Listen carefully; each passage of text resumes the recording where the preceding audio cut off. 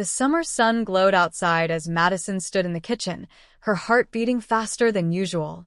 Her parents had just left for a week-long trip to Oregon, leaving her alone with her stepbrother, Ethan. She was 17, almost 18, and Ethan had just returned from college. They had always been polite with each other, but nothing more than that. Madison couldn't deny that she had always felt drawn to him, even if she never admitted it to herself. Ethan was tall, broad-shouldered, with an easy smile and eyes that seemed to see right through her. That first evening felt oddly quiet. Madison made herself dinner and sat scrolling on her phone, trying to ignore the silence pressing in around her. As she finished cleaning up, she heard footsteps and turned to find Ethan standing there. "Want to watch a movie together?" he asked, his voice soft but confident. Madison hesitated, then nodded. Sure. "I'll go change." She slipped into a comfortable t-shirt and shorts, brushing her hair quickly before heading back down. Ethan had set up blankets and pillows on the couch. He smiled when he saw her, and she felt her stomach flip. She curled up on one side while he sat on the other. The movie started, but Madison couldn't focus.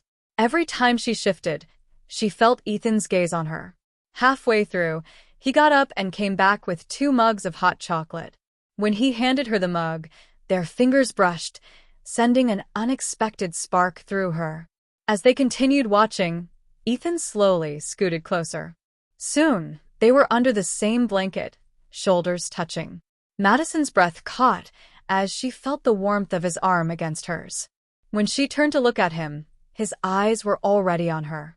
"You okay?" he whispered. Madison nodded, but didn't say anything. Ethan reached out to brush a strand of hair from her face. Without thinking, Madison leaned forward and kissed him. It started slow, gentle, but quickly turned deeper, full of pent-up tension. When they finally pulled apart, both of them were breathing heavily.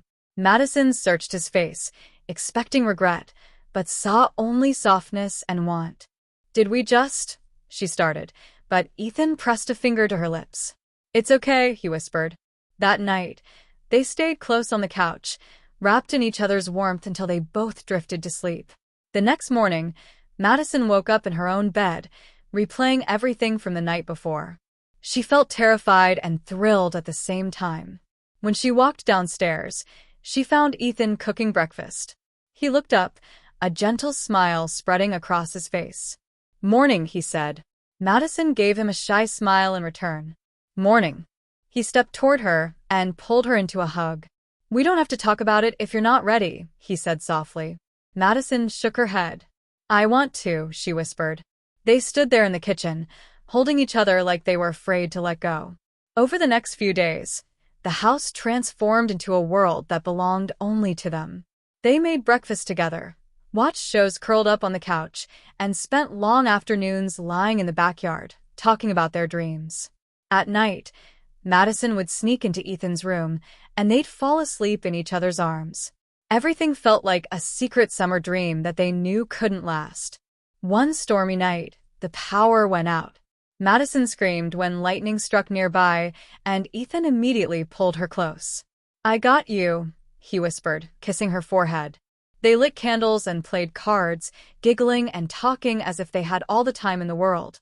Madison realized then just how deeply she had fallen for him. As the week drew to a close, reality began creeping back in.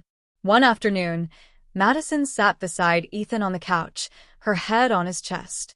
"What happens when they come back?" she asked quietly. Ethan sighed, running a hand through her hair. "I don't know," he admitted, "but I don't want to stop this." Madison felt tears well up. "Me neither," she said. They kissed again, holding each other tightly, both afraid of what the future would bring.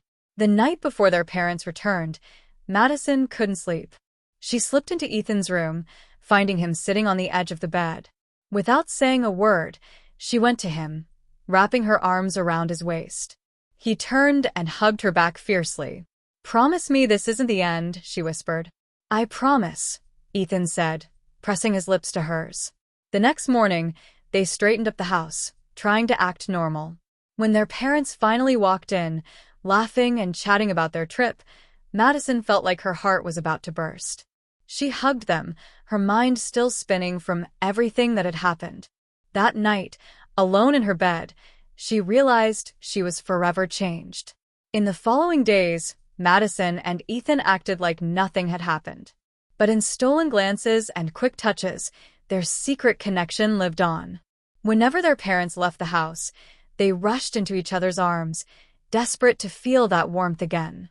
Madison knew it couldn't stay hidden forever, but she didn't care. By the end of summer, Ethan was preparing to go back to college. The night before he left, Madison stood in his doorway, watching him pack. He looked up and saw her, his face softening immediately. "Come here," he said, reaching out. She walked over and hugged him tightly, tears filling her eyes. "I don't want this to end," she said. Ethan kissed her forehead, then her lips. "It won't. I'll come back for you," he promised. The next day, Madison watched him drive away, her heart aching. But she felt stronger, knowing they had created something real and unforgettable. They texted and called constantly, counting the days until they could be together again. When Ethan came home for winter break, Madison ran into his arms without hesitation. In that moment, she knew no matter what the world thought, they would find a way to make it work. What happened between them during that one week had changed them both forever. And in that secret world they had created together, Madison felt more alive than ever before.